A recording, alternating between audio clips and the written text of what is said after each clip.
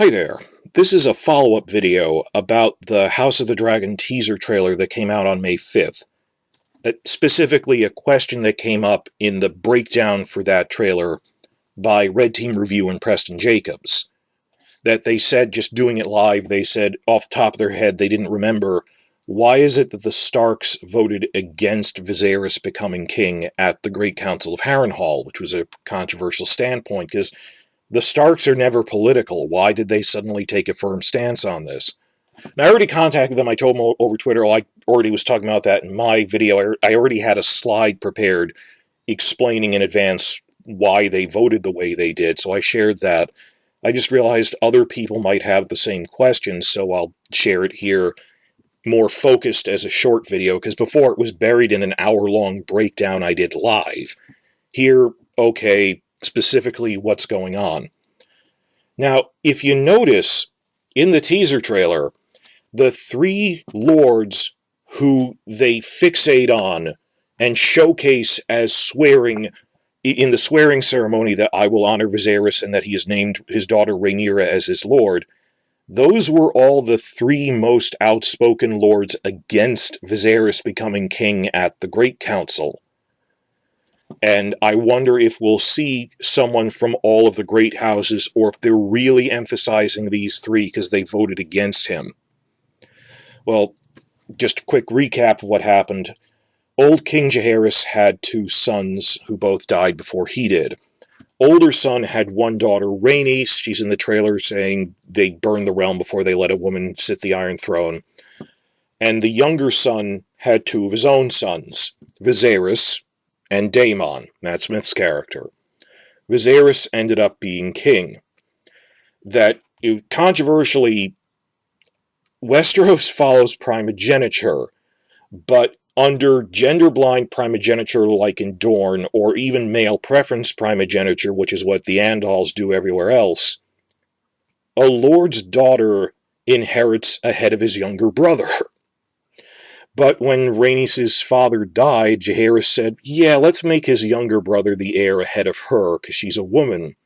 Very controversial.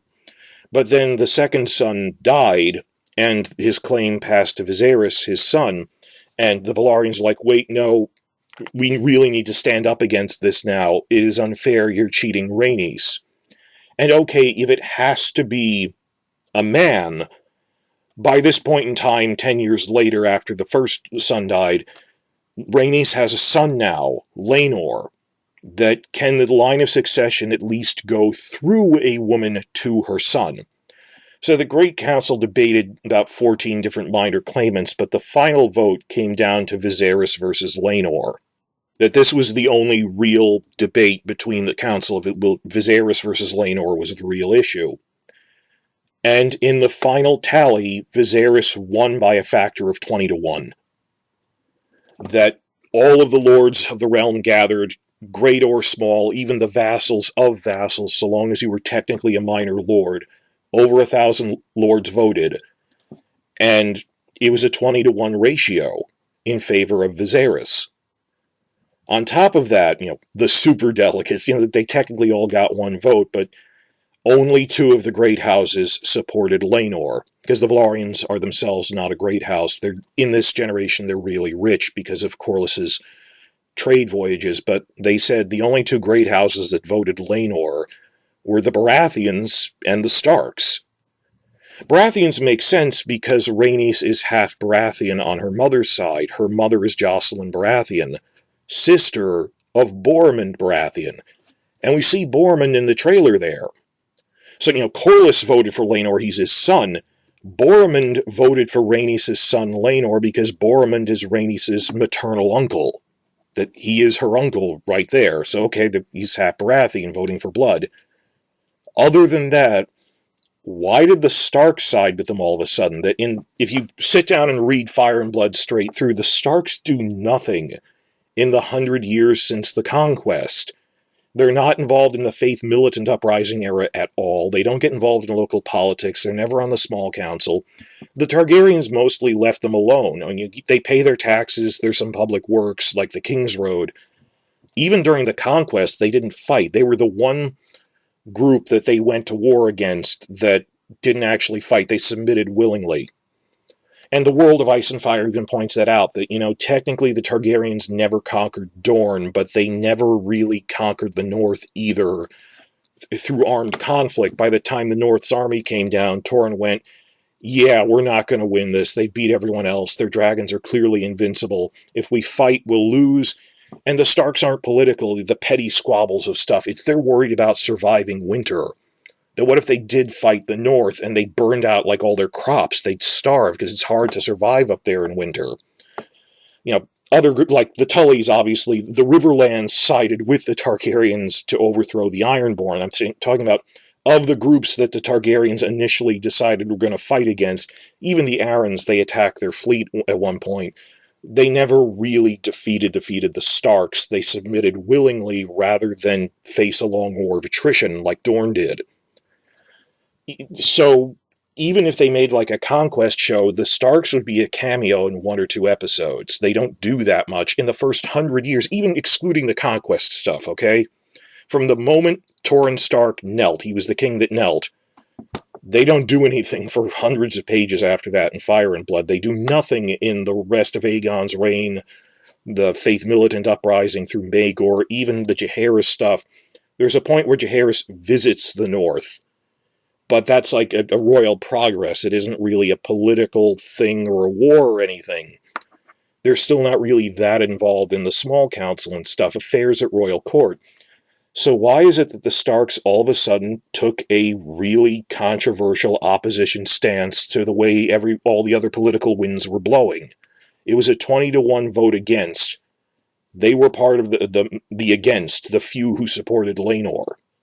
Well, they actually explained that in The World of Ice and Fire in an aside from the maester that wrote it, pointed out that the Starks were upset with Jaehaerys about the new gift land deal to the Night's Watch. That Jaehaerys was actually a great patron of the Night's Watch. He donated them a lot of funds to build new castles. He did a lot for them, more than a lot of other Targaryen kings did. The Night's Watch greatly respected him as a friend of the Watch.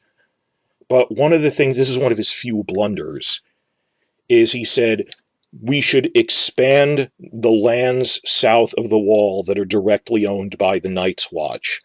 These extra-legal lands that Bran the Builder built the Wall thousands of years ago, that you see that in Game of Thrones, the TV show, that the lands immediately south of the Wall were gifted to the Night's Watch by Bran the Builder, so they're called the Gift, the lands of the Gift. Jaehaerys said, for the first time in hundreds and thousands of years, we're going to add land to that. We're going to double the size of the gift lands, and we're going to call it the New Gift, by making forced land donations from the northern lords, from the Umbers, the Karstarks, some of the minor hill clans and houses in the west, to make the New Gift. And who would oppose donating land to the Night's Watch? But the Starks are really upset about it. Well, because they actually weren't upset about, they support the Night's Watch anyway. They said, we can administer the lands better than the Night's Watch can as private lords managing our own lands. That the Night's Watch will always be focused on the lands north of the Wall, not south of it. They're a military order more than they are, like lords who know how to manage a manor and private farms. So they'll mismanage it. They won't even pay much attention to defending it from wildling raids. We can administer it better. And I guess this draws real-life parallels to eminent domain issues with when governments cite eminent domain to seize farmland from private farmers. They nationalize it and go, well, let's do this. And the farmers are going, it's not just a matter of that it's ours. Because we are, private landowners, we know how to run it more efficiently than some bloated government bureaucracy. So the Starks are really upset about that you're going to mismanage it. And that's what happened. That by the time of Jon Snow, that the New Gift is totally abandoned. When you see the chapters of Bran Stark going through it, he goes, oh, this is a castle called Queen's Crown, and Jaehaerys and his wife, Queen Alicent, used to stay here, but eventually the New Gift was abandoned. Exactly as the Starks predicted, that the Night's Watch didn't know how to manage it well, and they were always focused on the Wall and the lands north of the Wall, but not, managing farms. Because Viserys was the preferred candidate, openly Jaehaerys said, I wanted my second son to be heir ahead of Rhaenys. I wanted my second son's son, Viserys, to be the heir. Because Viserys was openly Jaehaerys' preferred candidate, the Starks voted for the other guy. Because they voted for Laenor because they were upset at Jaehaerys about the new gift land deal to the Night's Watch. So they voted against Viserys, and this set off a chain of events like the pebble that starts the avalanche that, for 100 years before that, the Starks were not involved in royal politics whatsoever. And suddenly, what are you doing here? Well, we have this dispute about a land grant. Made them take a strong stance on it, and gradually started the process of pushing them into the Velaryon political camp. Not all at once, but this has repercussions through the Dance of the Dragons of why do they end up on the Velaryon side. Well, it's why were they initially voting Velaryon at the Great Council, and then, through political rewards and who's in which political camp, it snowballed from there. That's how this got started, and I love this. This is so George R. R. Martin, that it isn't the eternal battle between good and evil, or even we must stay true to our vows, that true to the law, that the law as a daughter comes ahead of a son. It's for entirely self-interested political reasons. It's not good and evil or magic. It's we were upset about a government land grant that we didn't like, so we voted for the other guy. It's so mundane of just like Aragorn's tax policy. It's this really mundane reason. It has nothing to do with love or jealousy or epic rivalries. It's we were upset about a land grant, which is really cool. And I hope they explain that either in the live-action show or maybe if they do another round of Histories and Lore, they would have to explain that with maps and stuff of why did the Starks side with the Velaryons when the Starks are never political. So I'm looking forward to all this.